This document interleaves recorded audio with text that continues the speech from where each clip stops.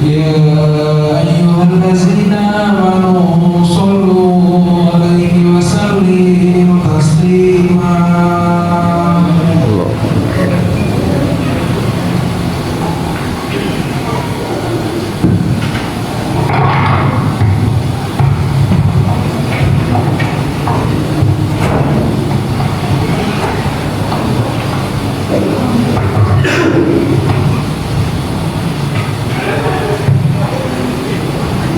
Assalamualaikum warahmatullahi wabarakatuh.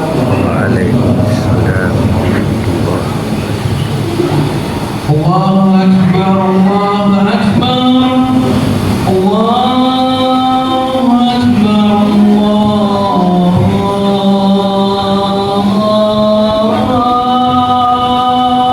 Akbar. Asyhadu an la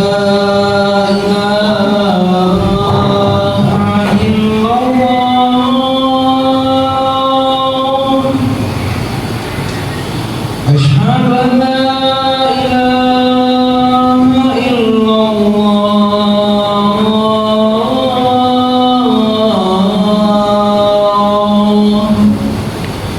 أشهد أن محمد رسول الله.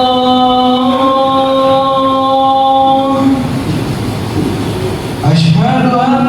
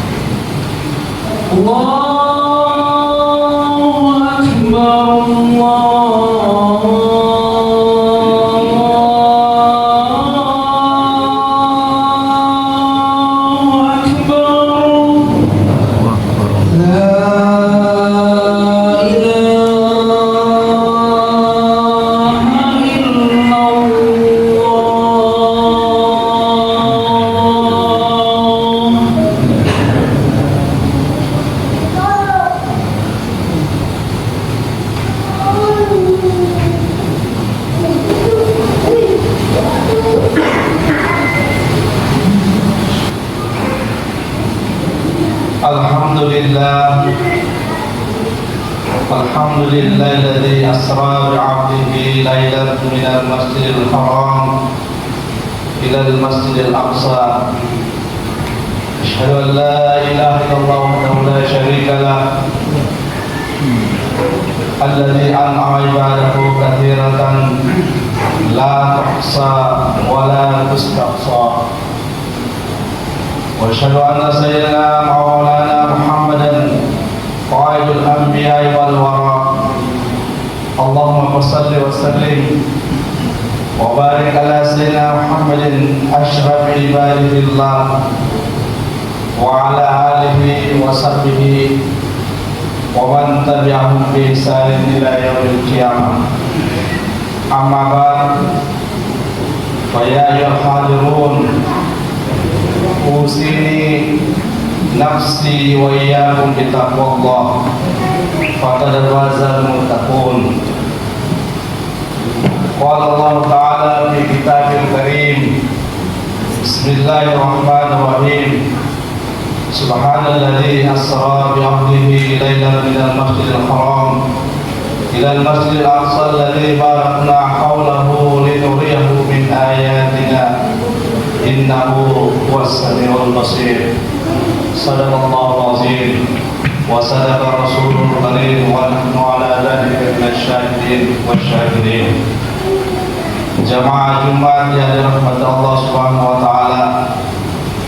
Pada kesempatan yang berbahagia ini, di tempat yang mulia ini, dan di hari yang mulia ini, kami berwasiat kepada diri pribadi saya sendiri dan juga mengajak kepada para hadirin jamaah Jumat sekalian, marilah kita senantiasa meningkatkan iman dan takwa kita kepada Allah Subhanahu wa taala dan selalu berusaha untuk memaksimalkan melaksanakan perintah-perintahnya serta menjauhi larangan-larangannya.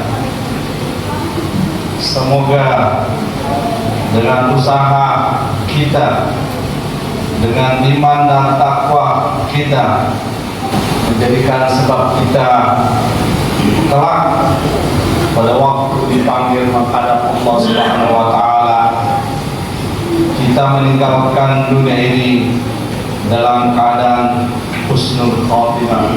Amin ya rabbal alamin. Hadirin jamaah Jumat yang dirahmati Allah Subhanahu wa taala, harus kita yakini bahwa Allah adalah pencipta alam semesta dan segala isinya. Kita harus meyakini bahwa kita diciptakan oleh Allah Subhanahu wa taala, dan antara kita dan Allah mempunyai dimensi yang berbeda. Dimensi di sini tidak berarti ada ruang dan tempat, namun dimensi dalam arti adalah esensi. Ada logik untuk mendekatkan logika kita, misalnya kita sebagai manusia dengan jin masing-masing mempunyai dimensi yang berbeda, tapi jin di sini masih membutuhkan tempat, ruang dan waktu. Namun Allah tidak butuh itu semua. Allah berbeda dengan segala makhluk dan tidak membutuhkan apapun. Laisa kamitslihi syai'un. Allah Subhanahu wa taala berada pada dimensi ilahi, sementara kita manusia hamba berada pada dimensi insani. Kita diberikan penutup hijab antara Allah dan diri kita, bukan karena Allah jauh dengan kita dan menjadikan kita tidak bisa melihat Allah, namun sebaliknya Allah sangat dekat dengan kita, bahkan lebih dekat dari urat leher kita sendiri, sebagaimana sabdanya dalam surah Kahf ayat 16, wa nahnu aqrabu ilaihi min hablil warid, dan kami sangat dekat kepadanya, lebih dekat dari urat lehernya. Allah menciptakan semua hamba, baik itu dari kalangan jin dan manusia, dengan tujuan utama adalah untuk menyembah kepadanya. Wa ma khalaqtul jinna wal insa illa liya'budun. Dan dalam menyampaikan kehendak Allah Subhanahu wa taala, Allah mengutus para nabi, dan di antaranya adalah nabi kita Muhammad sallallahu alaihi wasallam untuk menyampaikan risalah ilahiyah. Hikmahnya bahwa kita sebagai manusia berada pada dimensi yang penuh hijab dan tidak sama dengan dimensi ilahi, bisa menjadi tahu atas apa yang dikehendaki Allah Subhanahu wa taala melalui perantara utusannya rasul yang mulia. Contoh adalah bagaimana Allah memerintahkan umatnya melalui Nabi kita Muhammad sallallahu alaihi wasallam untuk menjalankan ibadah salat 5 waktu. Kita sebagai manusia tidak akan bisa memahami atas apa yang dikehendaki Allah tersebut tanpa melalui lisan Rasul utusan Allah yang menyampaikan informasi-informasi pesan-pesan penting untuk umat manusia. Selanjutnya kemudian menjadi tahu bahwa Allah misalnya menghendaki kita sebagai umat manusia perintahkan dan wajib menjalankan sholat 5 waktu. Hadirin jamaah Jumat yang dirahmati Allah Subhanahu wa taala. Bulan ini adalah bulan Rajab. Dan sebagaimana kita ketahui, salah satu peristiwa yang penting dalam bulan Rajab menurut ijma' ulama adalah peristiwa Isra dan Mi'raj. Kewajiban sholat 5 waktu dimulai setelah Nabi Muhammad sallallahu alaihi wasallam diisrakan dan dimi'rajkan. Diisrakan artinya diperjalankan oleh Allah di waktu malam hari dari Masjidil Haram ke Masjidil Aqsa di Palestina yang jaraknya sekitar 1.500 km. Dan selanjutnya baginda Nabi dimi'rajkan, dinaikkan dari Masjidil Aqsa menuju Sidratul Muntaha. Perjalanan para Nabi ini merupakan perjalanan yang menakjubkan dan menjadi salah satu mukjizat terbesar Nabi Muhammad SAW. Karena betapa tidak jika kita sehari-hari biasanya mengungkapkan syukur menggunakan kalimat alhamdulillah, dan ketika mendapatkan musibah kita membaca inna lillah, adalah sebuah hal yang menakjubkan. Kita disyariatkan untuk membaca subhanallah di hal-hal yang sangat menakjubkan. Di dalam Al-Quran seperti yang saya bacakan di awal khutbah tadi, pada kisah Isra Mi'raj ini Allah berfirman menggunakan kata subhana, sebagaimana dalam surah Al-Isra ayat 1, subhanalladzi asra bi'abdihi lailan minal masjidil haram ila al-masjidil aqsa alladzi barakna hawla linuriyahu min ayatina innahu was-sami'ul basir. Maha suci Allah yang telah memperjalankan hambanya pada suatu malam dari Masjidil Haram ke Masjidil Aqsa yang telah kami berkahi sekelilingnya, agar kami perlihatkan kepada sebagian dari tanda-tanda kebesaran kami. Sesungguhnya Dialah yang Maha mendengar lagi Maha melihat. Hadirin jamaah Jumat yang dirahmati Allah Subhanahu wa taala, dalam menafsirkan kalimat subhanallah di awal ayat di atas, salah satu ulama tafsir terkenal Ibnu Katsir menyatakan bahwa kalimat yang diawali dengan subhan di atas adalah menunjukkan keagungan Allah Ta'ala.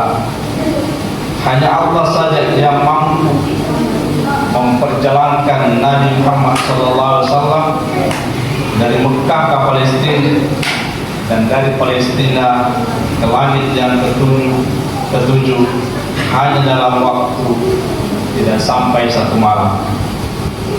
Dan bahkan dalam suatu riwayat hadis dikisahkan bahwa setelah Nabi Muhammad SAW melakukan Isra Miraj, tempat tidur beliau masih hangat dan tempayan bekas Nabi melakukan wudhu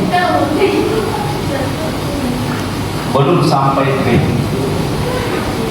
Ini adalah kejadian keajaiban yang luar biasa atau mukjizat. Hanya Allah yang bisa melakukan, yang mana bumi dan seluruh isinya dibawa kendalinya. Keajaiban yang mencengangkan tersebut sangat sesuai jika memakai kata subhanallah.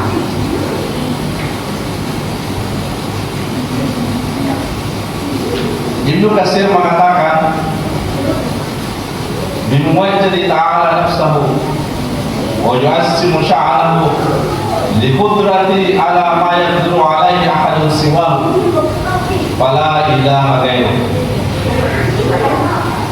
Tentang kata subhanallah, Ibnu Katsir mengatakan bahwa Allah Subhanahu wa taala mengagungkan zatnya sendiri, mengagungkan keadaannya karena kekuasaannya atas sesuatu yang tidak mampu dilakukan siapapun selain Dia. Tiada Tuhan selain Dia, Allah Subhanahu wa taala. Hadirin jamaah Jumat yang dirahmati Allah Subhanahu wa taala.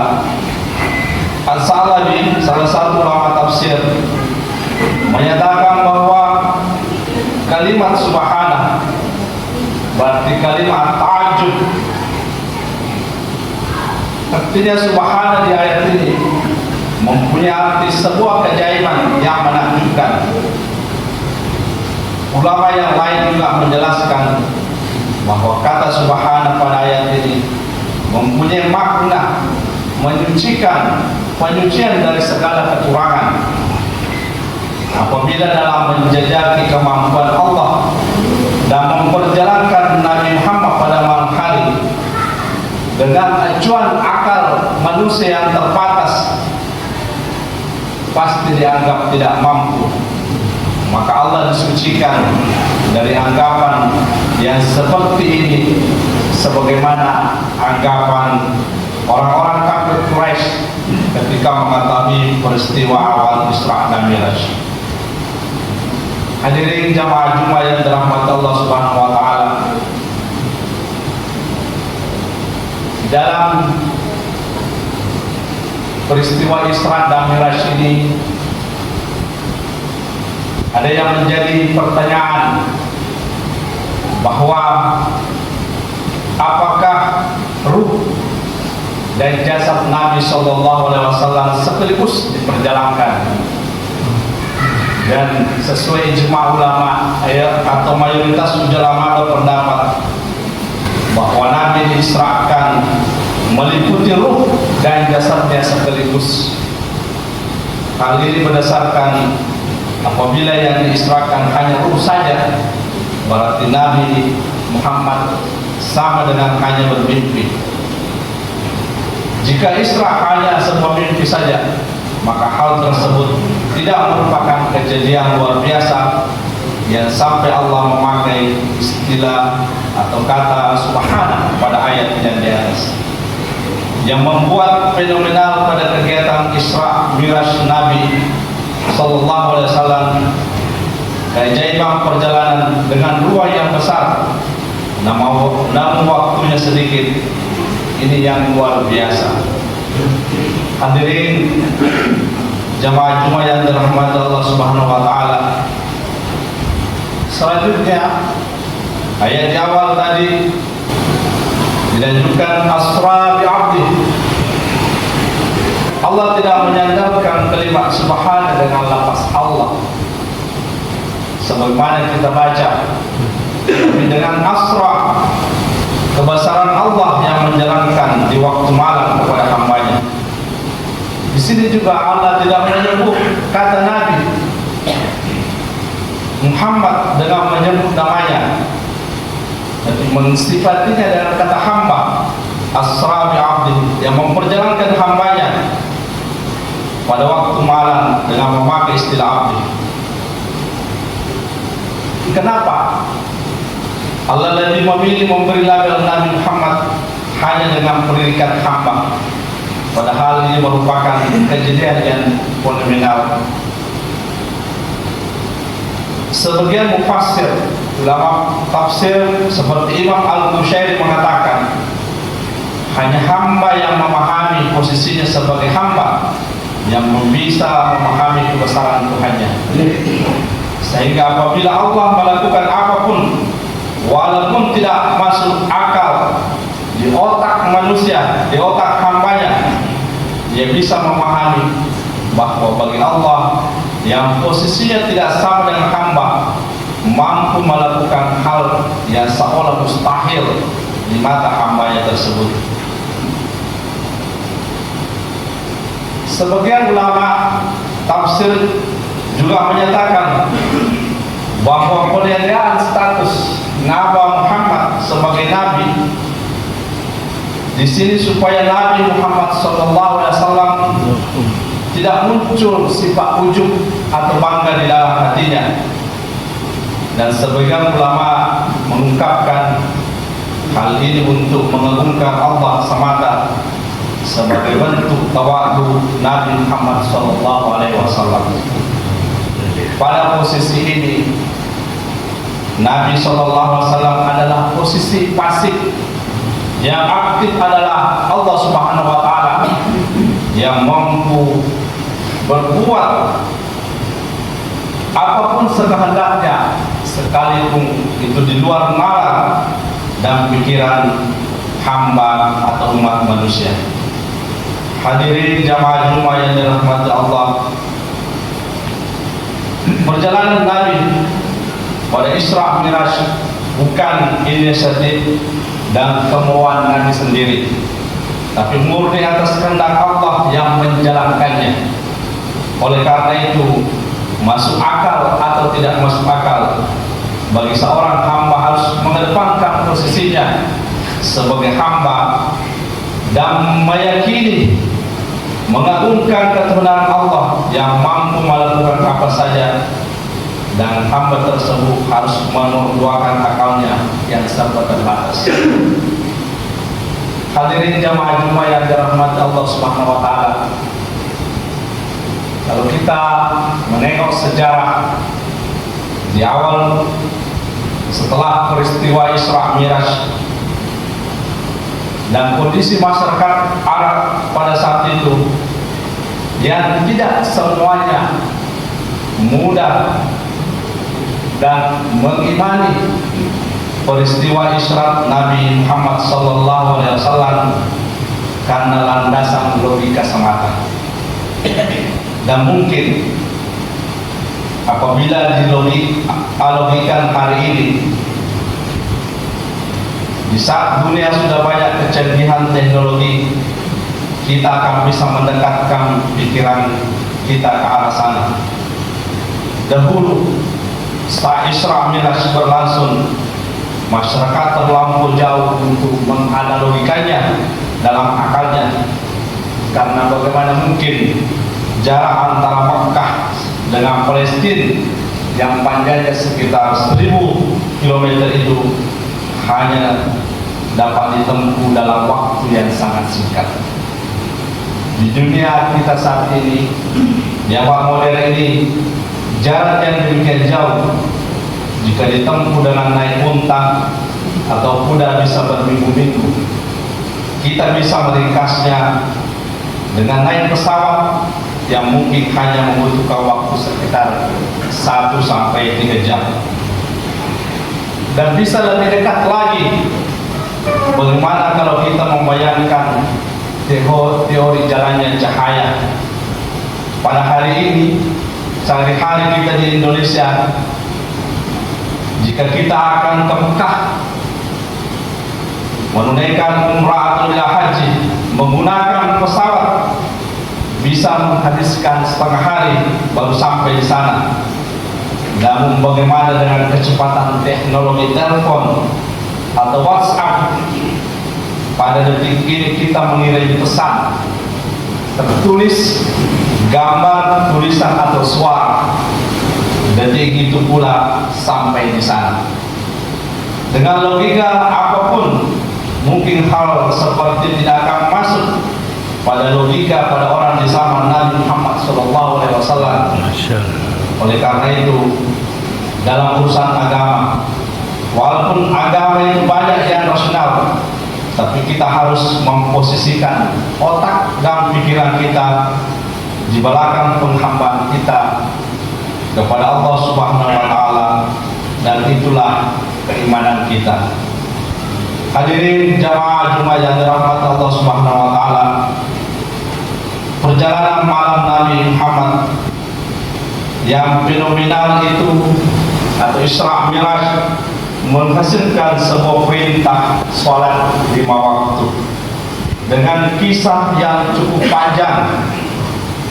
Yang perlu kita garis bawahi di sini adalah sholat adalah sebuah perintah yang melalui momen sakral dan fenomenal. Oleh karena itu, sebagai umat Islam, orang mukmin, kita harus malu jika sampai meninggalkan sholat 5 waktu. Kita harus selalu mengingat dan merayakan sesuatu dalam rangka mengingat momen penting dan fenomenal dalam kehidupan kita. Contoh ketika kita lahir, itulah adalah hal fenomenal dalam hidup kita yang kita selalu ingat dan biasanya kita rayakan. Begitu juga contohnya momen kita menikah yang fenomenal, kita kenal selalu.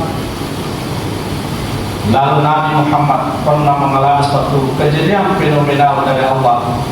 Dalam kejadian fenomenal tersebut, Allah mewajibkan kita semua untuk menjalankan sholat 5 waktu. Dengan demikian, sholat 5 waktu bukanlah hal yang sepele, seperti kita membeli makanan ringan, kita sarapan pagi, tidak. Tapi sebuah pekerjaan yang ditugaskan oleh Tuhan kita, pencipta kita, Allah Subhanahu wa Ta'ala, melalui suatu peristiwa fenomenal untuk menerima tugas tersebut. Pada hari ini kita menjalankan sholat, kita sedang menjalankan perintah pencipta kita, Allah Subhanahu wa Ta'ala, yang sangat besar nilainya itu. Itu berarti bahwa sholat bukan hal yang bisa kita kesampingkan begitu saja. Dalam hadis Nabi SAW dari Muaz bin Jabal, Rasulullah SAW bersabda, Rasul umuri al-Islamu wa umuruha as-salat, bahwa induk segala perkara dari Islam dan dianya kuncinya adalah sholat. Karena dalam melaksanakan sholat dengan sungguh-sungguh, penuh khusyuk, penuh pengabdian kepada Allah Subhanahu wa Ta'ala, akan membawa kita kepada kebaikan dan mencegah kita dari kemungkaran. Dalam firman-Nya Allah berfirman, "Inna sholata tanha 'anil fahsya'i wal munkar." Sesungguhnya sholat itu mencegah dari perbuatan keji dan mungkar. Hadirin jamaah Jumat yang dirahmati Allah Subhanahu wa Ta'ala, mari kita jaga sholat kita yang 5 waktu. Harapan kita kelak saat kita meninggalkan dunia ini dalam keadaan beriman Islam, tidak meninggalkan sholat, insyaallah kita meninggal dalam keadaan husnul khatimah, dan insyaallah di yaumul kiamat nanti amal yang pertama dihisab adalah sholat kita. Awal ma yuhasabu yaumul qiyamah as-shalah. Barakallahu li wa lakum fil Qur'anil azim wa ja'alani wa iyyakum mimma fihi minal ayati wa dzikril hakim. Innahu huwal barrut tawwabur raufur rahim. A'udzu billahi minasy syaithanir rajim. Bismillahirrahmanirrahim. wal asri innal insana lafi khusr illa alladziina aamanu wa 'amilus shalihati wa tawassaw bil haqqi wa tawassaw bis sabr wa qul rabbi ighfir warham wa anta arhamur rahimin.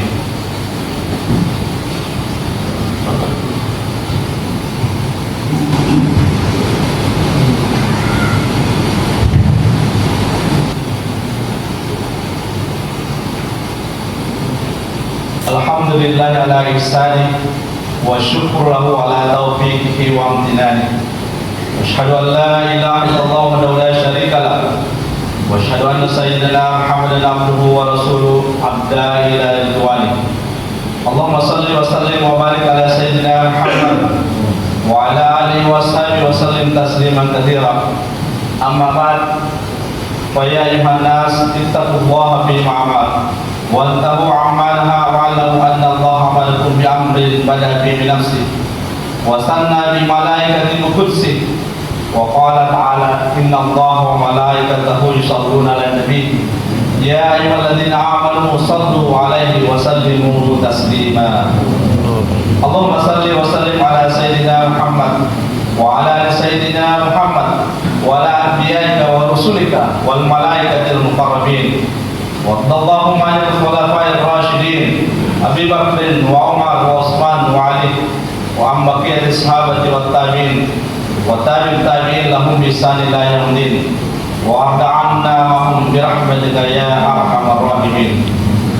Allahumma ighfir lil mu'minina wal mu'minat wal muslimina wal muslimat al ahya'i minhum wa amwat. Allahumma a'izzal islam wal muslimin وذل الشرك والمشركين وانصر عبادك الموحدين وانصر من نصر الدين واحصر من خذل المسلمين ودمر اعداءك اعداء الدين وعلي كلمتك الى يوم الدين. اللهم ارفع عنا البلاء والوباء والزلازل وسوء الفتن والمحن ما ظهر منها وما بطن عن بلدنا اندونيسيا خاصه وعن سائر بلدان المسلمين عامه يا رب العالمين. ربنا ظلمنا أنفسنا وإن لم تغفر لنا وترحمنا لنكونن من الخاسرين. ربنا لا تزغ قلوبنا بعد إذ هديتنا وهب لنا من لدنك رحمة إنك أنت الوهاب. ربنا آتنا في الدنيا حسنة وفي الآخرة حسنة وقنا عذاب النار. عباد الله إن الله يأمر بالعدل والإحسان وإيتاء ذي القربى وينهى عن الفحشاء والمنكر والبغي يعظكم لعلكم تذكرون. فاذكروا الله العظيم يذكركم ولذكر الله على أن يزدكم والله يعلم ما تصنعون.